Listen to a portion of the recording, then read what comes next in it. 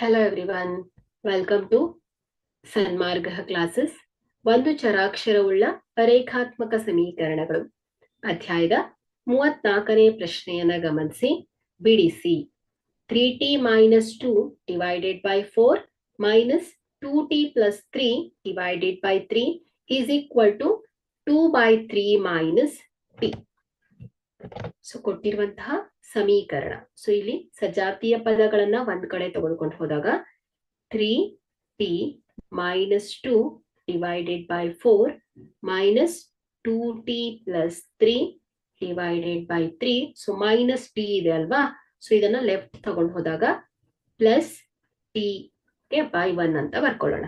ಅಥವಾ ನೀವು ಎರಡೂ ಬದಿಯಲ್ಲೂ ಪ್ಲಸ್ t ಇಂದ t ಅನ್ನ ಕೂಡಿ, ಸೊ ಆಗ ಏನಾಗುತ್ತೆ, ರೈಟ್ ಸೈಡ್ ಅಲ್ಲಿರೋ minus T plus T cancel ಆಗ್ಬಿಡತ್ತೆ. ಸೊ ಇಲ್ಲಿ ನಾವೇನ್ ಮಾಡಿದ್ದೇವೆ, ಪ್ಲಸ್ ಟಿ ಉಳ್ಕೊಳತ್ತೆ. ಓಕೆ, ಹಾಗೂ ಕೂಡ ಮಾಡ್ಬೋದು. ಸೊ ಇದೇನಾಯ್ತು ನೋಡಿ, ಛೇದಗಳನ್ನ ಗಮನಿಸಿ. 4, 3, 1 ಇದೆ. ಸೊ ಛೇದಗಳೆಲ್ಲ ಬೇರೆ ಬೇರೆ ಇದೆ, ಹಾಗಾಗಿ ಇವುಗಳ ಲಸಾವನ್ನ ನೋಡ್ಬೇಕು. ಸೊ 4, 3, 1. ಸೊ ಲಸ ಏನ್ ಬರುತ್ತೆ ಹೇಳಿ, 12. Okay, so 4 3 12. ಸೊ 3ಅನ್ನ ಅಂಶಕ್ಕೆ ಗುಣಿಸ್ಬೇಕು. 3 ಇಂಟು 3t minus 2 ಮೈನಸ್ 3 4 12. 4ಅನ್ನ ಅಂಶಕ್ಕೆ ಗುಣಿಸಿದಾಗ ಸೊ 4 ಗುಣಿಸು 2t plus 3 ಪ್ಲಸ್ 1 12 12. ಸೊ 12ಅನ್ನ ಅಂಶಕ್ಕೆ ಗುಣಿಸಿದಾಗ 12t ಆಗತ್ತೆ. is equal to 2 by 3 ಅಲ್ವಾ. ಸೊ ಈಗ ಇದನ್ನ ಸಿಂಪ್ಲಿಫೈ ಮಾಡೋಣ. ಸೊ ಇಲ್ಲಿ ಬ್ರಾಕೆಟ್ ಅಲ್ಲಿ ಇರೋದನ್ನ ಮಲ್ಟಿಪ್ಲೈ ಮಾಡ್ತಾ ಹೋಗೋಣ 3ಕ್ಕೆ. ಸೊ ಇದನ್ನ 4ಕ್ಕೆ. 3 3 9 t plus minus minus 3 2 6. Plus minus ಚಿಹ್ನೆಯನ್ನ ಕೂಡ ಗಮನಿಸಬೇಕು. So plus minus minus 4 2 8 t plus minus minus 4 3 12 plus 12t. Okay, divided by 12 is equal to 2 by 3. So ಈಗ ಸಜಾತಿಯ ಪದಗಳನ್ನ ಗಮನಿಸಿ ನೋಡಿ. 9t ಇದೆ, 8t ಇದೆ, 12t ಇದೆ. ನೋಡಿ 9t plus 9t minus 8t ಅಂದ್ರೆ ಒಂದು ಧನ ಚಿಹ್ನೆ ಇದೆ, ಒಂದು ಋಣ ಚಿಹ್ನೆ ಇದೆ, ಅಂದ್ರೆ ಕಳಿಬೇಕು ಅನ್ನೋದು ಗೊತ್ತಾಯ್ತು. ಹಾಗಾದ್ರೆ ದೊಡ್ಡ ಸಂಖ್ಯೆಗೆ ಯಾವ ಚಿಹ್ನೆ ಇದೆ, ಪ್ಲಸ್ ಇದೆ. ಸೊ 9t minus 8t ಅಂದ್ರೆ 1t ಉಳಿತು ಅಲ್ವಾ. So plus 1t plus 12t ಮಾಡಿದಾಗ ಪ್ಲಸ್ 13t ಆಗತ್ತೆ. ಓಕೆ, ಅಥವಾ ನೀವು ಫಸ್ಟ್ ಧನ ಚಿಹ್ನೆ ಇರೋದನ್ನ ಕೂಡಿಸ್ಕೊಳ್ಳಿ. ಪ್ಲಸ್ 12t ಪ್ಲಸ್ 9t, ಅದರಲ್ಲಿ ಮೈನಸ್ 8t ಅನ್ನ ಕಳೀರಿ. ಓಕೆ, ಸೊ ಪ್ಲಸ್ 13t ಬರುತ್ತೆ. Minus 12 minus 6 minus 18. Okay, divided by 12 is equal to 2 by 3 ಅಲ್ವಾ.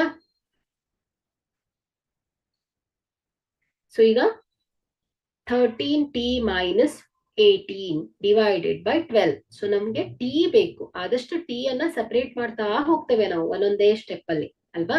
ಸೊ ಈಗ ಏನ್ ಮಾಡೋಣ, ಡಿವೈಡೆಡ್ ಬೈ ಇದೆ. ಸೊ ಇದನ್ನ ಏನ್ ಮಾಡೋಣ, ರೈಟ್ ಸೈಡ್ ಕಳಿಸ್ಬಿಡೋಣ. ಸೊ ಏನಾಯ್ತು, ಛೇದದಲ್ಲಿರೋದು ಅಂಶಕ್ಕೆ ಹೋಯ್ತು, ಭಾಗಾಕಾರ ಇರೋದು ಗುಣಾಕಾರಕ್ಕೆ ಬಂತು.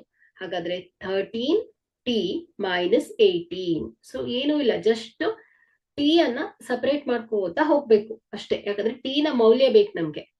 ಓಕೆ, ಸೊ ಏನಾಯ್ತಿದು 2 by 3 ಹಾಗೆ ಇರತ್ತೆ. ಇದನ್ನ ಏನ್ ಮಾಡಿಲ್ಲ ನಾವು, ಇಂಟು ಏನಾಯ್ತು ಹೇಳಿ, ಛೇದದಲ್ಲಿ ಇದ್ದಿದ್ದು ಅಂಶಕ್ಕೆ ಹೋಯ್ತು, ಅಂದ್ರೆ ಏನಾಯ್ತು ಇಂಟು 12 ಆಯ್ತು. ಓಕೆ, ಸೊ ಈಗ ಅಂಶ ಮತ್ತು ಛೇದವನ್ನ ಗಮನಿಸಿ ನೋಡಿ. 3 ಮತ್ತೆ 12 ಒಂದೇ ಒಂದು ಟೇಬಲ್ಸ್ ಅಲ್ಲಿ ಬರುತ್ತೆ, ಮಗ್ಗಿಯಲ್ಲಿ ಬರುತ್ತೆ 3 ಮತ್ತೆ 12.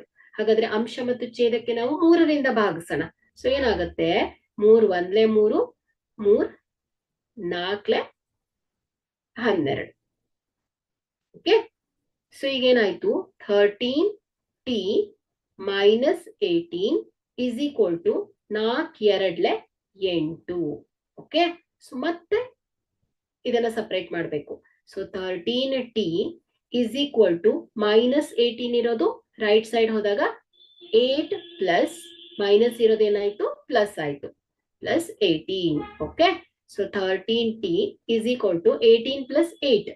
ಏನಾಗುತ್ತೆ ಇದು 26. ಸೊ ಮತ್ತೆ ಟಿ ಅನ್ನ ಸಪರೇಟ್ ಮಾಡಬೇಕು. ಟಿ ಜೊತೆ ಇರೋ 13 ಅನ್ನ ಡೈರೆಕ್ಟ್ ತೆಗಿಬೇಕು. ಅವಾಗ ಏನ್ ಮಾಡ್ಬೋದು, ಎರಡೂ ಕಡೆ ನಾವು 13ರಿಂದ ಭಾಗಿಸೋಣ. Okay. So T is equal to ಏನಾಯ್ತು 26 ಡಿವೈಡೆಡ್ ಬೈ 13. ಸೊ ಅಂಶ ಮತ್ತು ಛೇದವನ್ನ ಗಮನಿಸಿ. ಸೊ ಇದು ಎರಡು ಯಾವ ಟೇಬಲ್ ಅಲ್ಲಿ ಬರುತ್ತೆ, 13ರ ಮಧ್ಯದಲ್ಲಿ ಬರುತ್ತೆ. ಸೊ ಅಂಶ ಮತ್ತು ಛೇದಕ್ಕೆ ನಾವು 13ರಿಂದ ಭಾಗಿಸಿದಾಗ 13 ಒಂದ್ಲೆ 13, 13 ಎರಡ್ಲೆ 26. So T is equal to ಏನಾಯ್ತು 2 ಬಂದಿದೆ. ಹಾಗಾದ್ರೆ ಟಿ ಏನ್ ಹೇಳಿ 2. Okay, thank you.